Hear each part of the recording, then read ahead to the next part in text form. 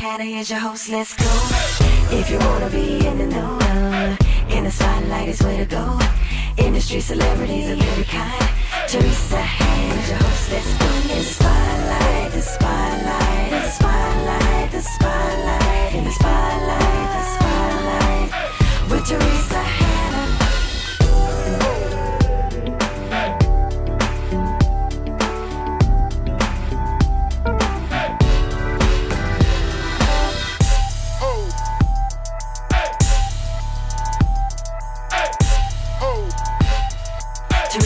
Hannah is your host, let's go.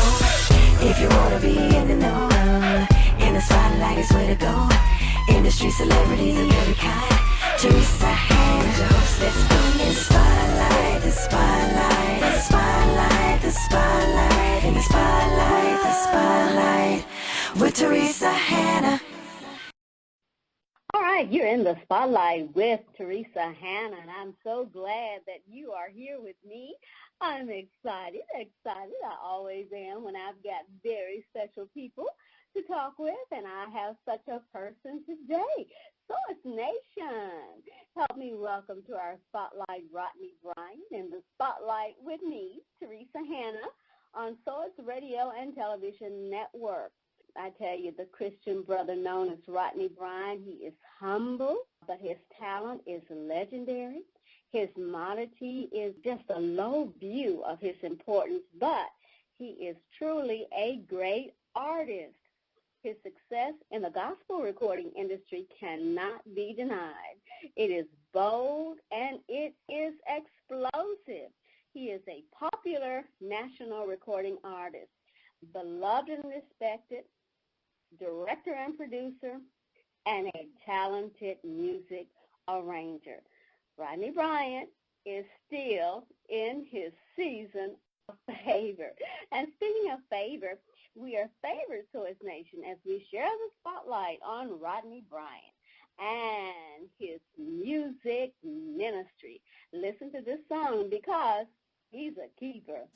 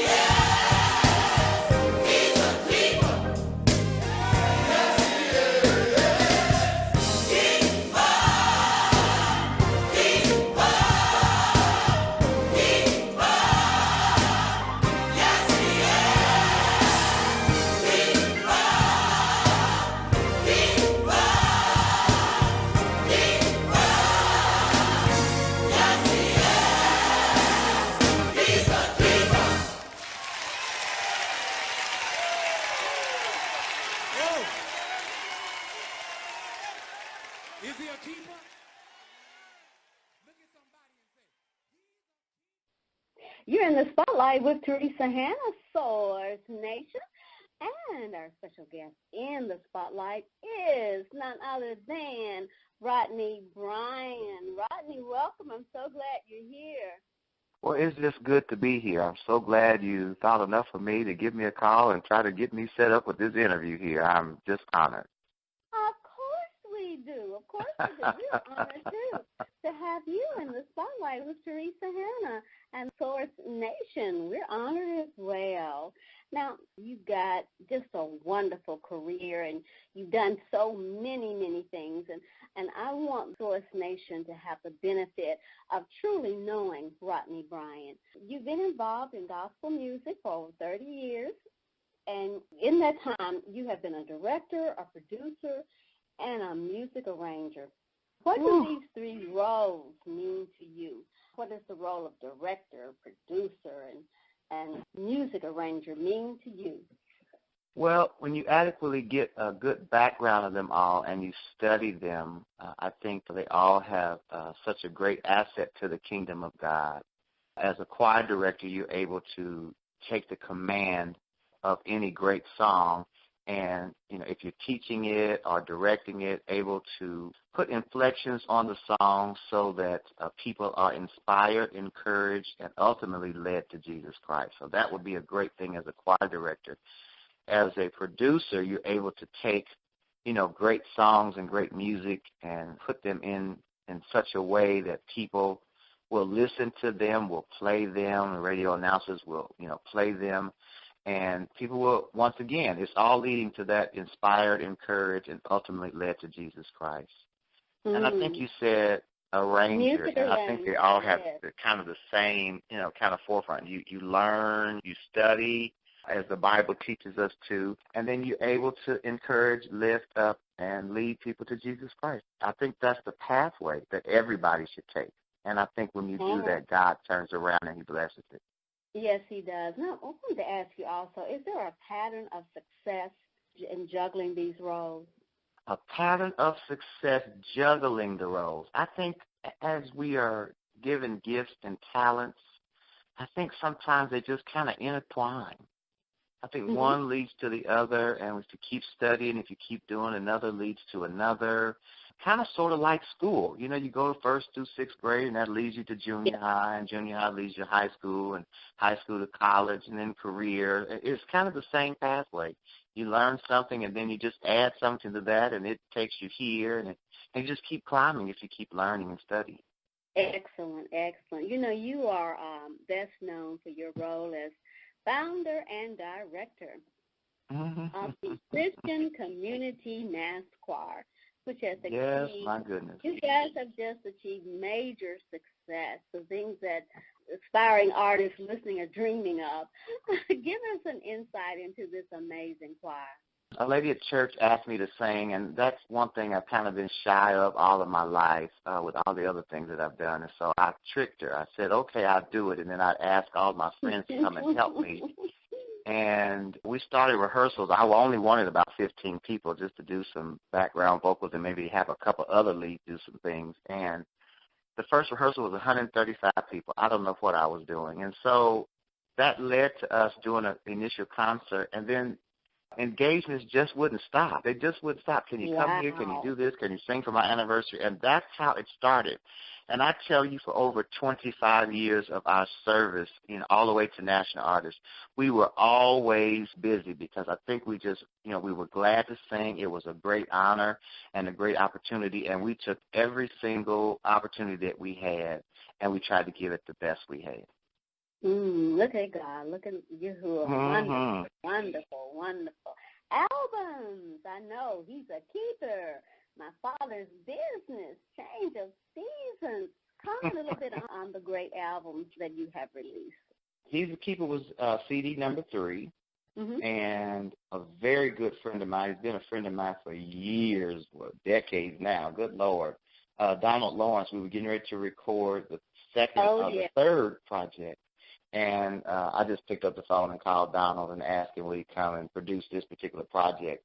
And we really had most of the songs already done. And he brought us a little song. He says, Rodney, I'm going to play this and see what you can do with it. And that's when he taught myself, and then we turned around and taught it to the choir. He's a keeper. They really didn't like it because they didn't like that word keeper. And, I had to talk to them really because I was like, Donald's a good friend. I know he's not going to lead us wrong. And the bet was if we record the song and it doesn't do well when we record it, we won't put it on the CD. And then the rest is history. Yes, I'm glad. Yes. And so you got great songs on there. He's a keeper. All of the church choirs and praise teams love We Offer Praise. We redid old Tommy, the Milton Brunson and the Thompson Singers. We did the He's the One. That CD was just really, really good. It really was. I enjoy listening to it myself. After that particular one, it led us to Testimony, and then, of course, our final project we did was Change of Seasons, where I introduced two other entities here in Indianapolis, which I'm very proud of, a young group. They were probably in their early 20s when they came to me. And it was just various soloists here in the city of Indianapolis where I lived, wanted to know where, and what should they do about their careers. And so I kind of put them all together and took them on the road with me so they can kind of see some things and learn some things. And then I thought with all of our musical talent that we should try to go back and do something with our youth. And so I created the Indies Youth Gospel Choir, and it was over 200 of them. And so all of my summer engagements, we did that project in the summer with the kids. And they got to go to all of the cities that I went to in the summertime. I took them on the road with me. So it was just great things accomplished from the Christian Community Mass Choir. We were able to turn around and give some back to the next couple generations. All righty. Okay, and one of those albums, of course, was My Father's Business. Yes. My Father's Business was a project. I was kind of in a different kind of light at that particular point in my life. And so My Father's Business was a different kind of album for the time that, that I was with here in Indianapolis. So it was a different album. I liked that album pretty much because My Father's Business was testimony and some other things that were really, really good at that season. So I liked that project really, really well. All right. Wonderful projects. Love them. The gospel community has just fallen in love with you and your projects, your albums, choirs.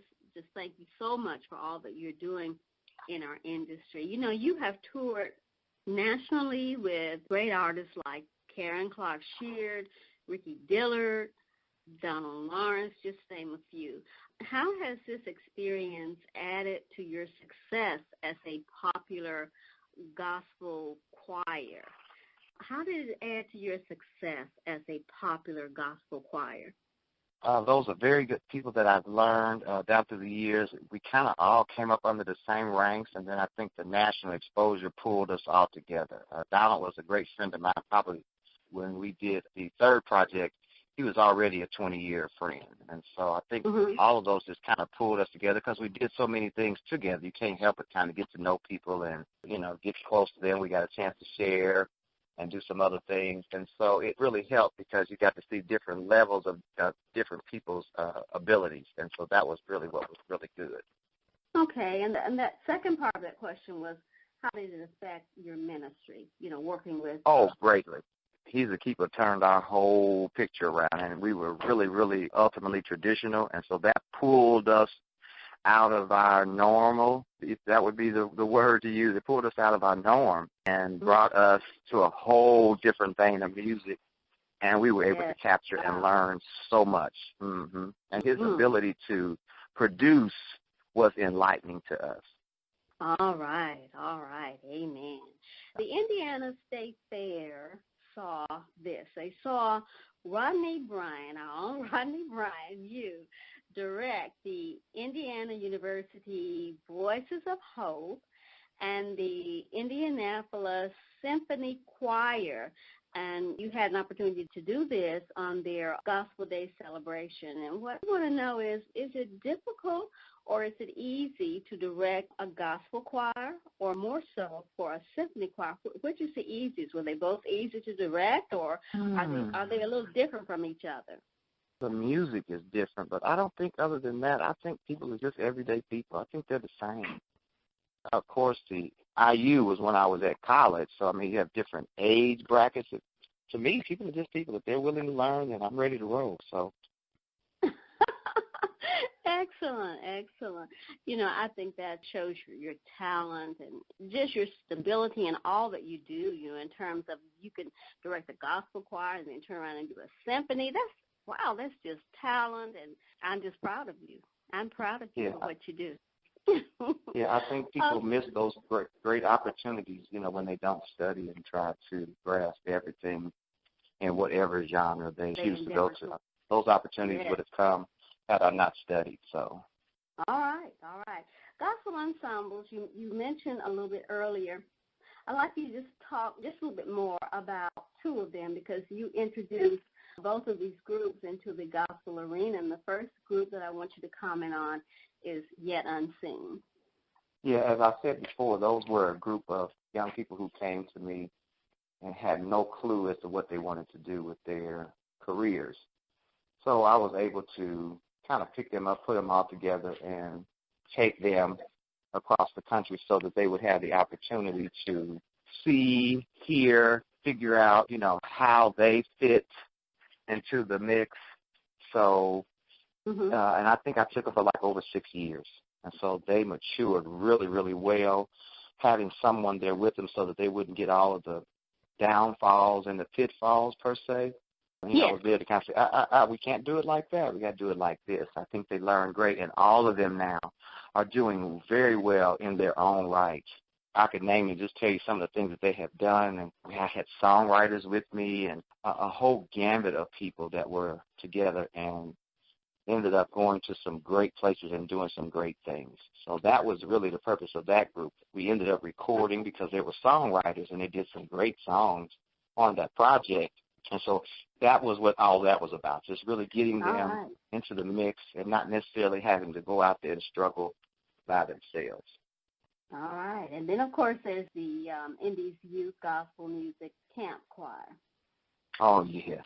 I love those kids. I tell you, they're probably in their late 20s now. They were early teenagers, between 13 and 18. And every summer from June to the end of August, from 8 at night on Fridays to 1 o'clock in the morning, we got together and had a great time, taught them how to read music and arrange it. I always had the aspiring choir directors sitting beside me so they could see how those things work, and they have grown up to be some great singers and musicians.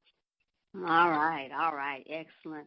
You know, Rodnie, you are a great access to our gospel music community, to our industry, and we just thank you for all that you do and all that you're doing. You were nominated for a Grammy Award, a Stellar Award, and a Soul Train Award. How humble are you to receive these honors? And, of course, as well as winning the Gospel Music Workshop of America Excellence Award. They were all great opportunities. I'm always so grateful because there's so much music out, so many people aspiring to do things, and we never aspired to really do a lot of that. It just kind of happened as a course of our hard work. And so, you know, when you turn around and you work hard and you try to perfect everything that you do and those kinds of honors come, I just think it's a great honor, and it is humbling that, you know, your work is not necessarily always in vain, and we know that God does the lifting, but it doesn't hurt every once in a while for people to say you're great. And so I think those were great opportunities for us, especially with the choir, because we really worked hard. We toured with He's the Keeper for 3 years. On one CD, and, you know, to have those things happening. Yeah, when we won the Gospel Excellence Award, they didn't know we were on a tour with Karen Clark on the East Coast, and GMWA was in Philadelphia that year, and when we pulled up to the auditorium, they were like, what are we doing here? We singing here? I was like, yeah, we're singing here. And when we walked in, they could not believe when we walked in the door, they were just calling our names to come up and get the award. And so it just lifted the whole group. And so it was just an honor. And I just, you know, I always thank people for being nice to us, because I just believe people don't have to be nice. And when they do, they don't have to be nice to you. So I thank them. And we appreciate it. And I said, and then now we have to get back on the bus to get to our next city. Thank you, guys. So it was really great honors to have those Amen. Soul We Train. thank God for all wonderful things, all excellent things. You know, he does that. He will lift you up. He will honor you. All you have to do is serve him. That's what I love about him. That's what we love about him, I tell you. You are called the musician's musician. Explain that to me. I think you get those kind of titles when you can show people something different. And so my ability down through the years to arrange music and also read it always made the difference, because I didn't only just work with church and choirs and scenario. I still today, you know, supposedly retired, I still today work 3 times a year with the symphony on different scenarios and different sets that they have. And so I think that's when you get those titles, when you're able to be a little bit more versed in music. And so I'm always able to sit down and show younger musicians different chords, different, you know, sections, show them, you know, sheet music and how it relates to gospel. And so those stuff I'm always doing, yeah. So I think that's how you get those titles, other than getting older. You get all kind of titles all of a sudden. So.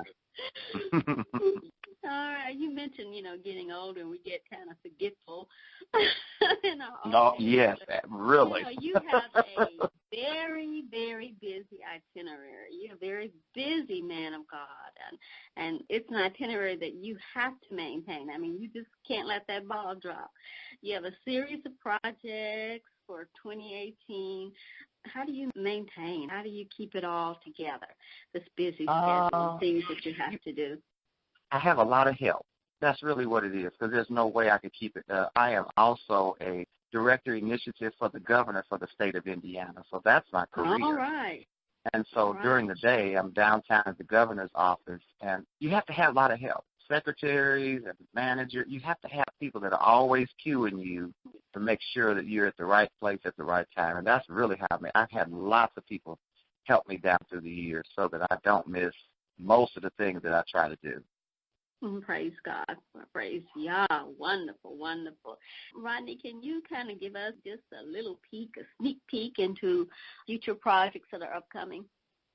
Well, I really don't know. You know, there's a couple of things that I'm doing. I'm getting ready to do a series next year with the symphony orchestra and gospel music to raise money for music lessons and instruments for underprivileged children. Yes. And so it's a huge project with Kroger. And so we're doing it. It's huge because I've gotten Kroger involved and the Indianapolis Light Company here to help us do that, to raise hundreds of thousands of dollars. I don't just want to do a little bit. I want to do huge. And so we're going to do 2 series of concerts that all of that money will be raised, will be going to that particular scenario where young people who are talented can come and audition and get a year of free lessons, or if that's not the case and they need an instrument, purchase an instrument for them. And so that's coming up for me. And there's a great conference here in Indianapolis that's really growing.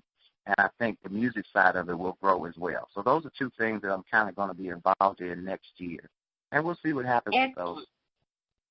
I know they're going to be successful because I know our God will make it happen. He's good about taking care of all of us. And I think it is a very worthwhile project. And I will definitely be praying for you and all that you do. What a wonderful, wonderful future plan. Now, you're also involved in special projects to benefit community organizations, such as you've got the Spring Sing Gospel Concert Fundraiser for Kids that's hosted by the Indiana Foster Care and Adoption Association. Comment on that one for me a little bit. I have always had a passion and a concern for our young people, especially here in these last 2 generations. And so everything that I can do to try to promote them and aid them, you can always find me somewhere in the mix. And so we've joined up to do a special project with the underprivileged children in foster homes. And so it's going to be really great. Once again, major people have come to aid so that that particular scenario can be a success as well. So anytime you see young people, if there's something going on, I'm probably in a corner somewhere. All right, making it happen. Trying my best. Okay, and then the next one I wanted to ask you to comment on the celebration of Gospel Festival at the Madam Walker Theater. Oh, you found that one, huh? Yes. That's a showcase of Indianapolis talent only that is highly promoted, and we ask them to come and audition and go through a series of classes. And after those particular classes or a panel discussion, they're able to come and showcase their, music or groups or whatever that's going to be in front of a live audience. And this year we're adding a studio, one studio piece and a live video. Mm-hmm. So it should be really Oh, nice. okay.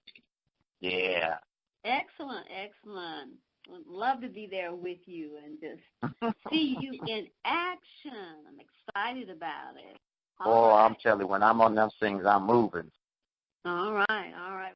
Now, once again, I want you to know that you're in the spotlight with Teresa Hannah and my very special guest, Rodnie Bryant. I'm so glad that he is here with me, Source Nation. I'm glad, Source Nation, that you're here with me, too, and with us. And listen to all this good stuff that Rodnie has accomplished and things that he is doing in our wonderful gospel communities all over the world.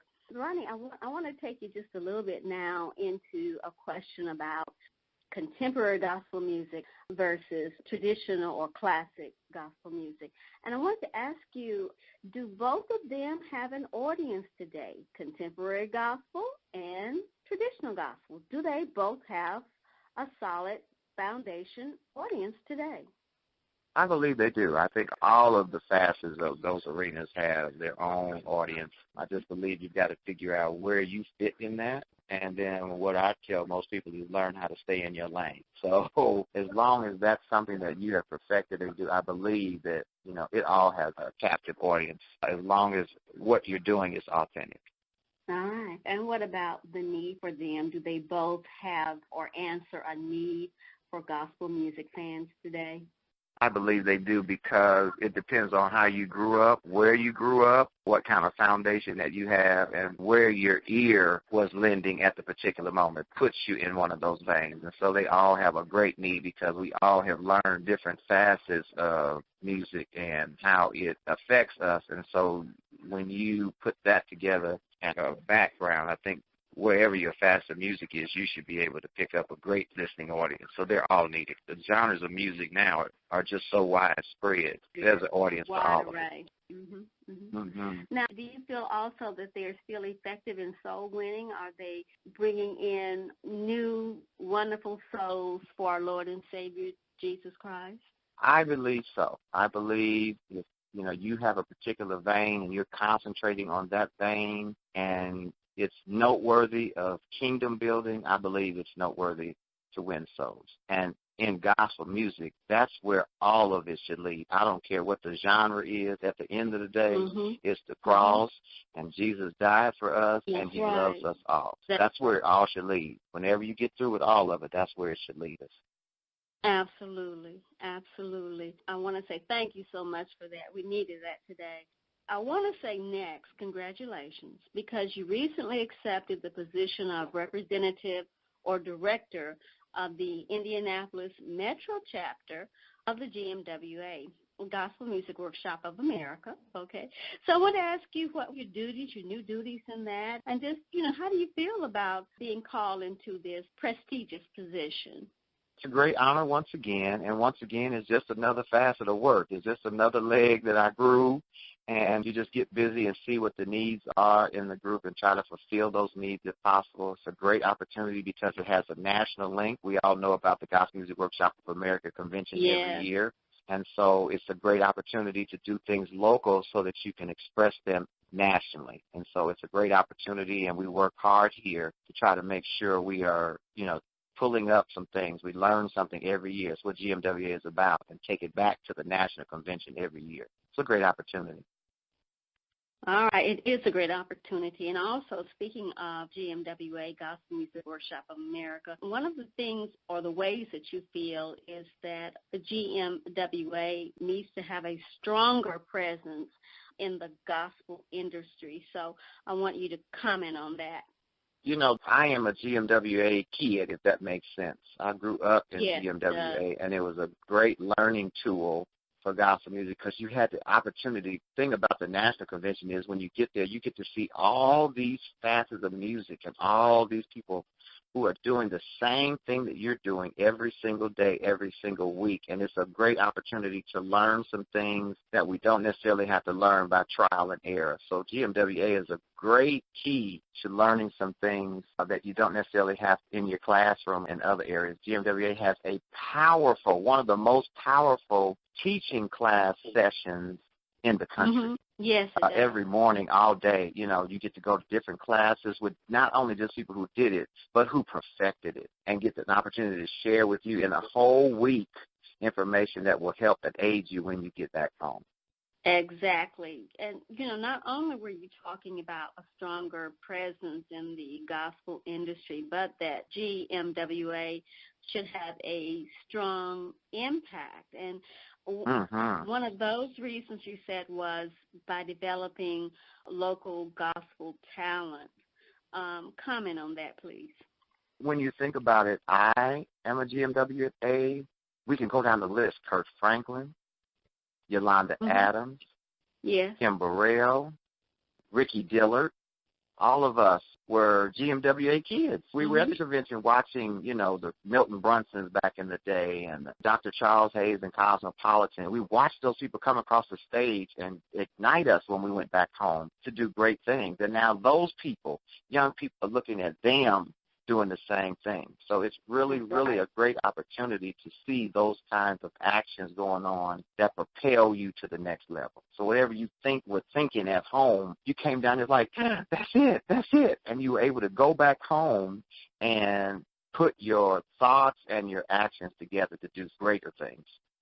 All right, wonderful. I agree. And the third thing that you talked about that you want to see in GMWA's future is for GMWA to be even more informational and developmental as an organization. So kind of comment on that statement. Yeah, I think in order for GMWA to grow at this point, they're going to have to turn their sights toward the two generations under us and figure out what will attract them to a great conference convention so that they can learn something different. Times have changed. Music has changed. The way we produce music has changed. The way we hear music has changed. And I think GMWA, if they're going to be, a great powerhouse, are going to have to shift themselves from what we used to hear to a new kind of generation so that you'll be able to pick up the next generation of music and help cultivate it. Because we complain about the youth and their music, but we don't lead them anywhere to cultivate them, and that is our fault. And so I hope GMWA will turn themselves to their facets of music so that they'll be able to sit in a room and help cultivate them, because that's how we became great. Engaging youth and giving new artists a chance to share their gifts. I love that. Absolutely. I love that. People that are interested, first of all, and getting in contact with Rodnie Bryant and his organization for concerts and bookings, those kinds of things, how do they do that?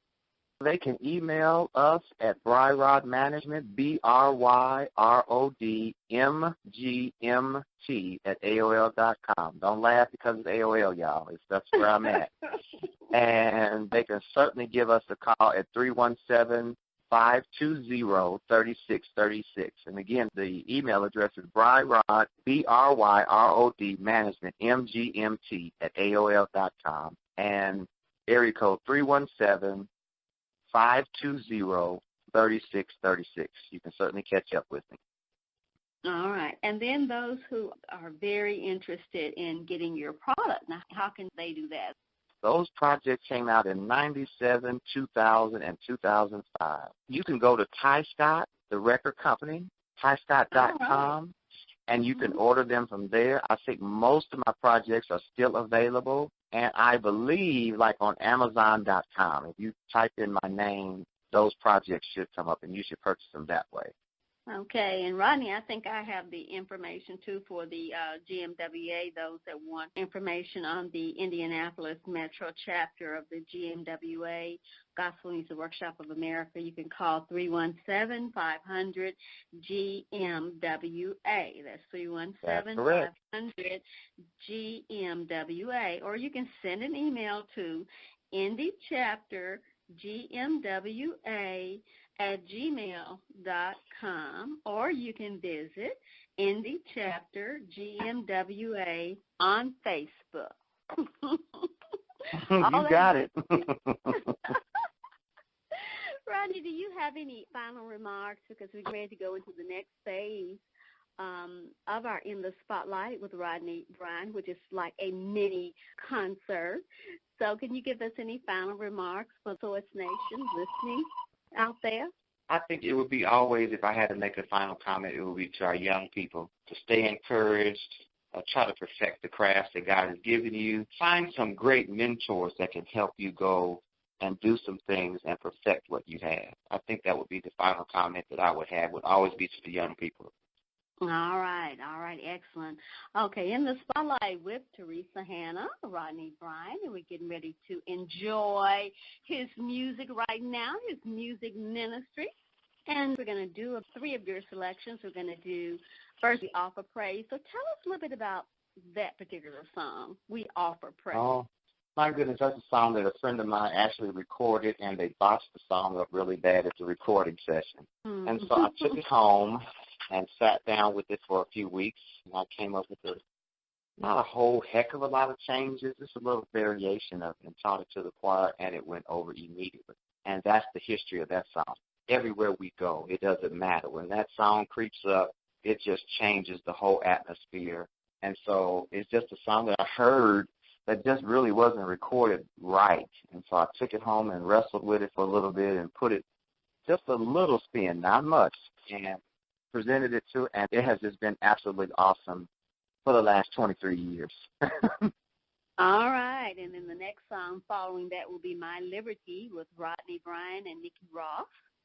Yes, a good friend of mine, Nikki Ross, who I actually introduced to Kirk Franklin, who actually tours with them now, was a great singer who came here and kind of the same thing, just kind of sat with me and talked about what she wanted to do and yada, yada, yada, and a great singer. Oh, my gosh, she's awesome. And so I was able to introduce her to Kirk Franklin, and she travels and tours with him, and just a great lady, just really great. And so I was thankful that she got, to do some of the things that she wanted to do, probably even more than what she thought. So she's been to other countries and everything. So really great and really nice young lady, really nice. All right. Praise God. Excellent. And our last song that we will have in our mini concert with Rodnie Bryant on In the Spotlight with Teresa Hannah is a song called Addicted to You by Rodnie Bryant and CCMC.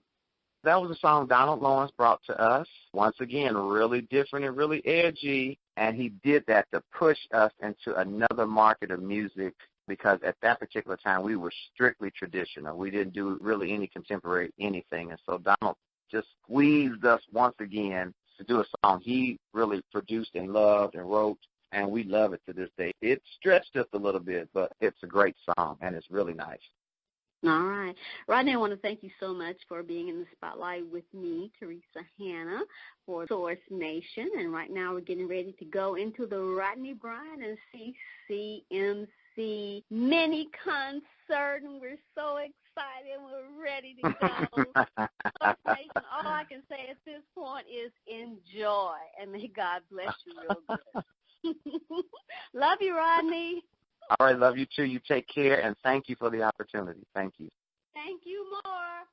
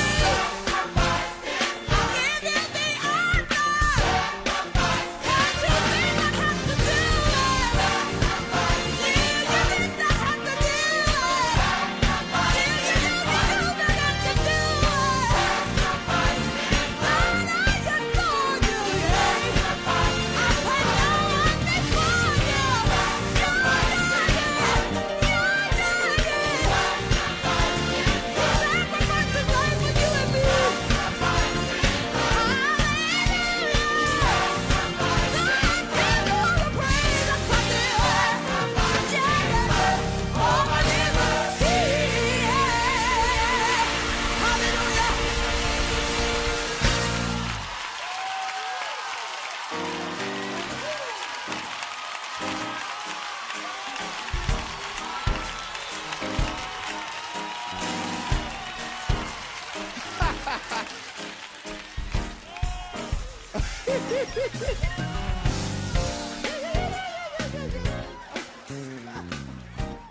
on, Miss Nikki Ross from Houston, Texas. Let's give her some love.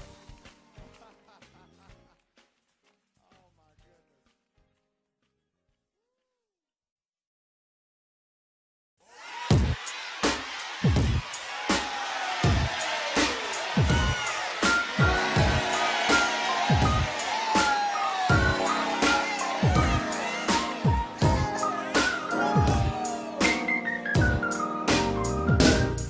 Cherish my time.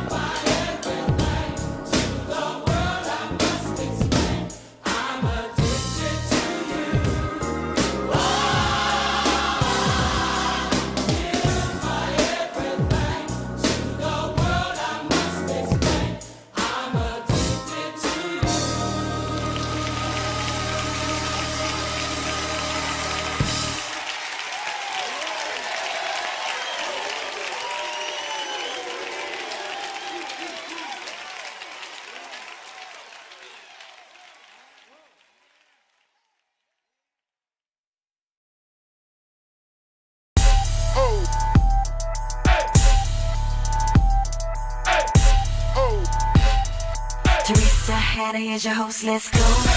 If you wanna be in the know, in the spotlight is where to go. Industry celebrities of every kind.